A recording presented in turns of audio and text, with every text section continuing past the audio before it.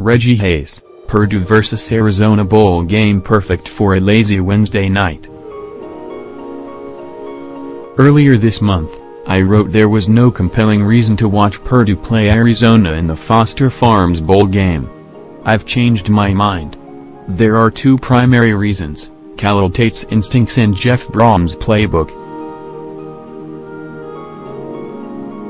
There's also a third reason to tune in at 8:30 tonight on Fox. What else are you going to do on a nondescript Wednesday night between holidays? It's football. It could be high scoring. It's free, relatively speaking. Let's start with Tate. Tate, Arizona's sophomore quarterback, earned national attention in Week 5 when, without any previous hints of breaking out, he rushed for 327 yards on 14 carries, 23.4 per, and scored 4 touchdowns. That set in motion a series of performances that caused college football junkies to wonder if Tate was the second coming of Robert Griffin III. And would we have to call him RG3/20? That breakout game started a stretch of 6 games, with 5 wins, which made people aware Arizona has a football team. In losses to Oregon and Arizona State to end the regular season, Tate was held to a combined 60 yards on 22 carries, slowing down the next Heisman candidate talk. But most bowl teams are refreshed with a month's time to prepare, and it will be fascinating to see how Purdue's defense handles Tate. Tate finished the regular season with 1,353 yards rushing, 10.2 yards per carry, along with 1,289 yards passing. He scored 12 touchdowns rushing and threw for 9 touchdowns with 8 interceptions. Related story: Purdue football wins in bowl season just by being there. Arizona, which has a cadre of running backs, averaged 324.4 yards rushing per game, third best in the nation, and ranked first in the Pac-12 in scoring offense and total offense. Purdue's run defense has been one of its strong points, as the Boilermakers allow only 133.3 yards per game and have held all but 2 opponents under 200 yards.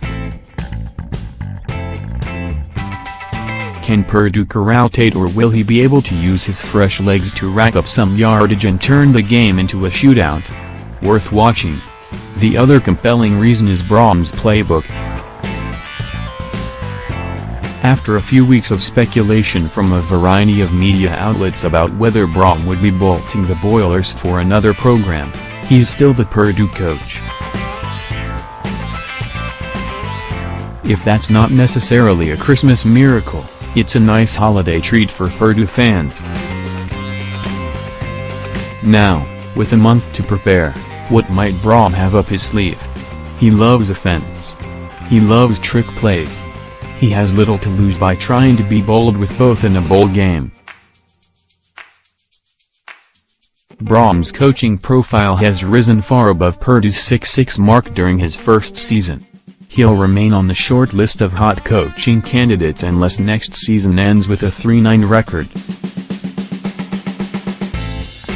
This game will be another opportunity for Brohm to show what he can do, both in game planning and in game situation reactions. Arizona ranked last in the Pac-12 in pass defense, allowing an average of 276.9 yards per game.